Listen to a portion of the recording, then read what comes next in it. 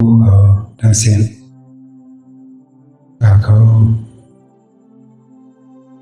ากี่เขาทางเสียง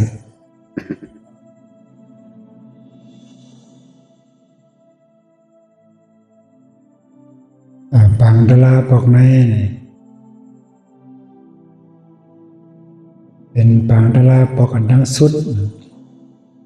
ที่ไรหันคนนำยังไงแล้วยังเปิดมาได้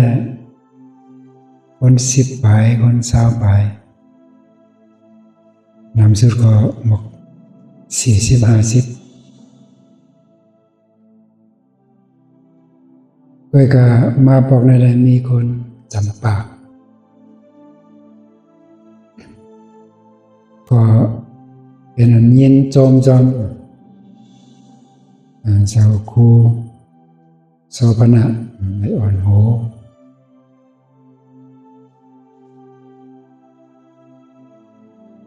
เสมา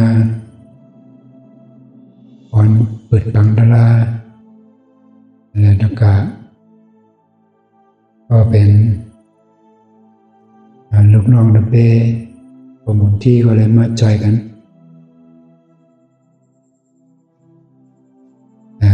เปิดบังดารามาเป็นปอกที่17 ย่าเลยก็เลยว่า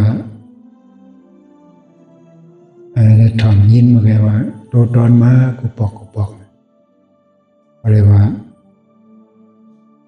เป็นอันขึ้นกว่าตั้งนะ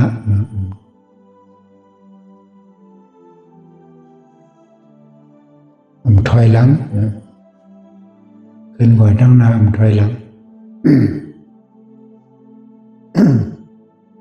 อันนั้นบังดาราก็มีเปิดถอยมันมีเปิดถอยพอปัจจัยกันอยู่ก็เป็นยินชมจำกุคนยินชมจำโยกีเขาดังเส้น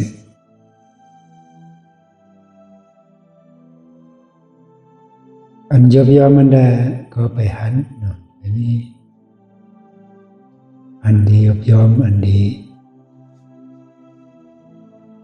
เลยเกยไขกว่าก็ไปหันนี่สังเพื่อมันเจ้าคู่สกอนจองจะคนจองวัดหนองอนัตตาหนองเขียวก็ยินลาดกว่าเยาว่าดีเศร้าไปเต็มทนและอีกกินดียามแล้วไปเต็มทนที่คัดเจอเฮ็ดอยู่นี่ก็เป็นนั้นยินชมซ้อมเลยมาหันจังไหนแล้วก็มาแล้วอันหลวงพันตาหันถึงได้มีสังมีว่าอันเอาเลยมาคัดใจกันเนี่ยก็10 คัดใจกว่า10 คัดใจกว่าแล้วพอ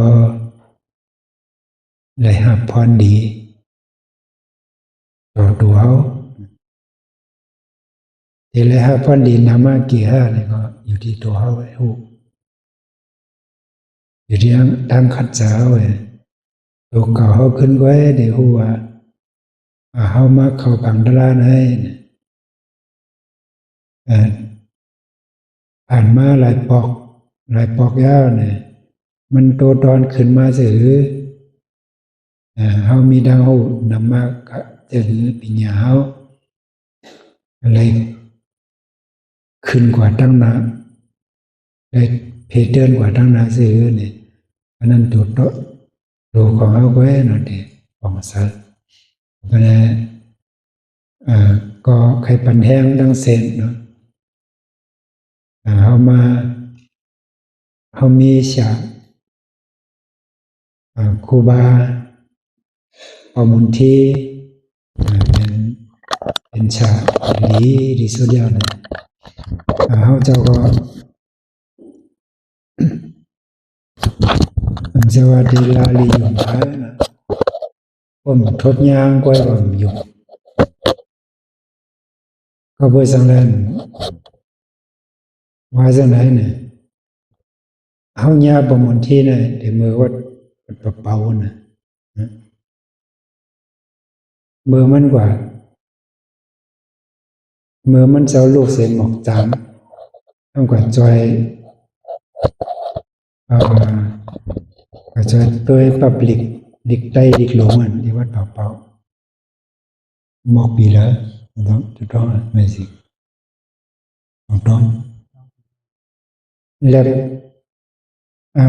ลูกดีหมอกสามกว่านั่นเพราะแล้วพอหลังหมอกสามนั่นมันคงปีอ่ะหมดพอปี44นั่นอย่างเนาะ2,500 2,544ปีศาสนาวันดังได้เขาก็ยำย่าอยู่ที่จอมเวียงอินเราก็ลาดทั้งยาวแค่วันเนาะเมื่อวันดังได้เขาก็เมื่อเปิดปังสอนลิกไตที่เนพุทธะเนี่ย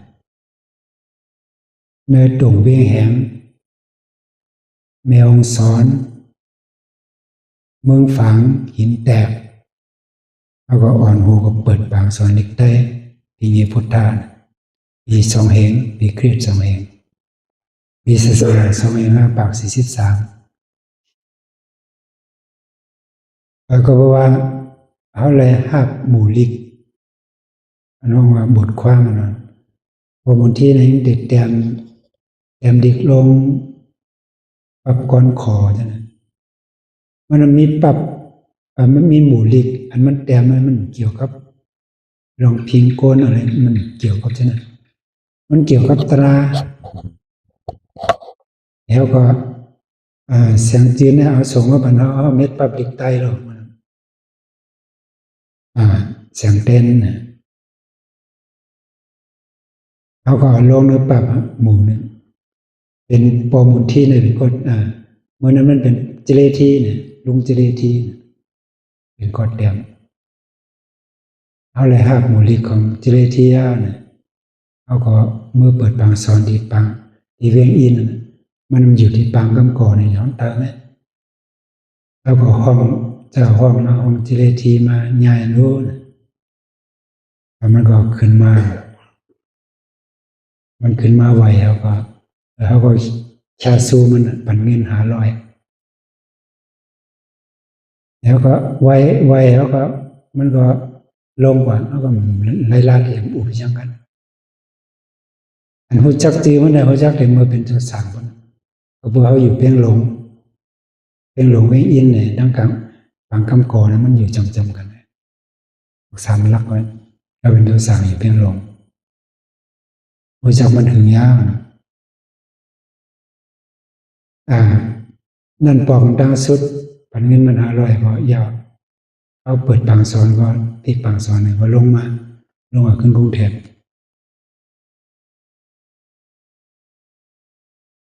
คือว่าปังสอนเนี่ยมันเจ้านี่แหละ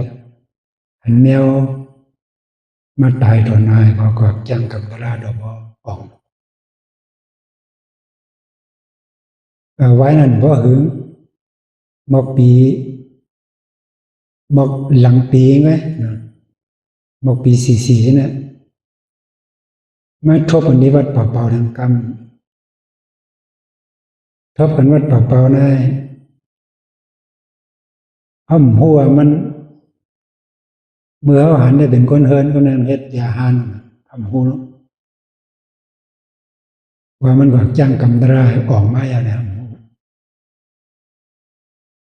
มันเอา มันเอาสัจจะสีเฟิงเนี่ยทุกขสัจจะรูปวิญญาณเวทนาสมุทัยสัจจะอัตตาโลภะมานะนิโรธาสัจจะแล้วก็มรรคสัจจะในนิหังสมาธิที่สมาสังกัปปะโอเป็นเตรียมเป็นตัวเล็กใต้มาปนเอาปอกแล้วก็ป้อมันป้อที่วัดป่าเปาป้อเป็นตัวเล็กในคอมพิวเตอร์พิมพ์ออกมามันบอก2-3 วันได้กว่าพวกอะไรลำๆได้ถ่ายกับสานา แต่ในเมื่อนั้นมันว่านิกป่าในมิเตเจ้าเนี่ยอ้อมปองว่านั่นนะไอ้เจ้ามันเคยชอเท่านะบองลูกนิกป่าในมิเตเจ้านะแล้วก็ไม่ได้สนใจนะคำถามว่ามันหูหันในมันลาเท่านั้นเอาอันนั้นหูได้มันเป็นเจเลมันแข็งเนี่ยหูจังนั้นไว้นะก็เพราะฉะนั้นแหละก็ผมเลยถามต่อแล้วก็ลงกว่ามึงกอกกรุงเทพเลยก็ผ่านกันเลยก็เลยถามต่อปี49